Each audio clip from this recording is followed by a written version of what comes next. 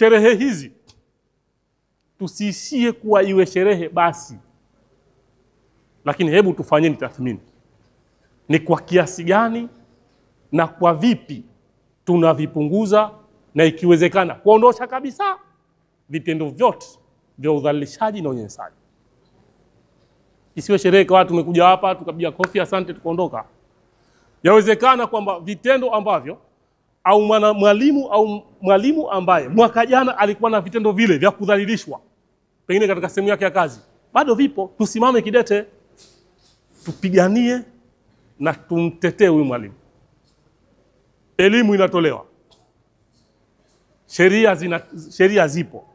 Je, tuseme kwamba elimu yetu haikidhi sheria zetu zilizopo? Tuseme kwamba adhabu zilizowekwa ni nyepesi? Kwa nini vitendo vya udhalilishaji vinaendelea, havikomi? Hawapo watoto, hawa tunawazungumza wasichana, tuimarishe haki, usawa na uwekezaji. Hawapo watoto ambao wanakatishwa masomo wakapewa waume? Nyendo walimu, hawapo?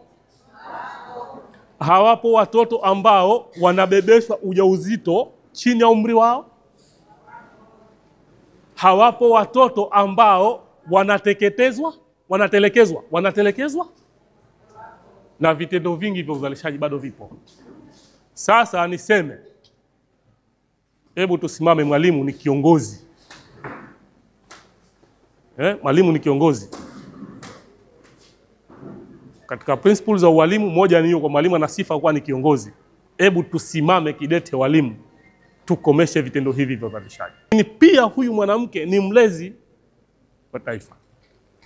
Kwa hiyo tutumie sifa yetu ya ualimu tukichanganya na hekima na busara ambazo Mungu ametujalia kuwaelimisha wenzetu juu ya athari ya vitendo vya udhalilishaji. Tuna haki sasa, kina mama, walimu, tukae na wasichana wetu tuwafundishe haki zao ili waweze kujitetea, ili waweze kuwa na sauti.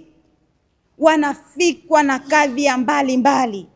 Wasichana wetu wanadhalilishwa.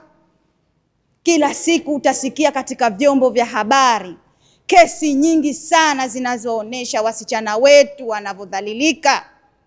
Na sio kudhalilika kingono tu, lakini wanadhalilishwa katika mambo mbalimbali. Lakini hawawezi kujitetea, hawawezi kujisimamia.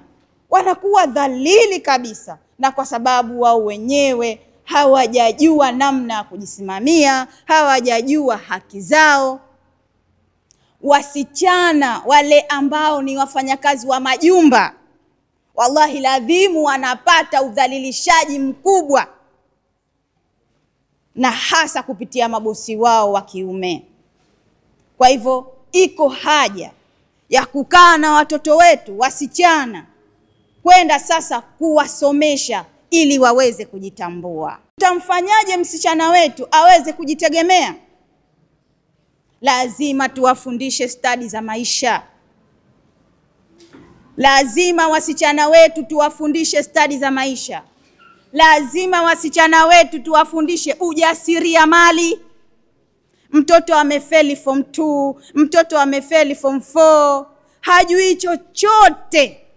Unaenda kumpa mume siku 2-3 anarudishwa nyumbani kwa sababu kawa ni kitegemezi, anategemea kila kitu. Mume anamuona mzigo. Watoto lazima tuwafundishe kufanya ushoni, biashara ndogo ndogo, ili akianza maisha yake aweze kufanya nini? Aweze kujitegemea. Pale ndipo utaweza kumwezesha. Lakini na sisi wenyewe tusiwe tegemezi. Ndiyo tuna mishahara yetu, lakini bado haijatosha. Basi tujitafutie alternative ya kitu chengine kufanya, ili kama mwenza ametangulia uweze kujitegemea. Lakini tunajiweka sana, tunajiacha kiasi ambacho unamtegemea baba au unamtegemea mume kwa kila kitu. mume ameondoka, sasa unahangaika maskini ya Mungu na watoto. Tujitahidi sana kujijenga katika maisha ya baadaye, hatujui baadaye kuna nini. Nadhani viongozi wetu wa kike wanatusikia na wako pamoja. Mama Riziki, utusikie, uweze kutusaidia, uweze kutoa elimu ya wanawake waweze kujiwezesha kiuchumi. Rais Dr. Mwinyi ametoa misaada, mikopo mbalimbali, wanawake kwenye vikundi wanajisaidia. Kwa hivyo na sisi ambao bado tuko nyuma, nadhani tuamke tuweze kujisaidia.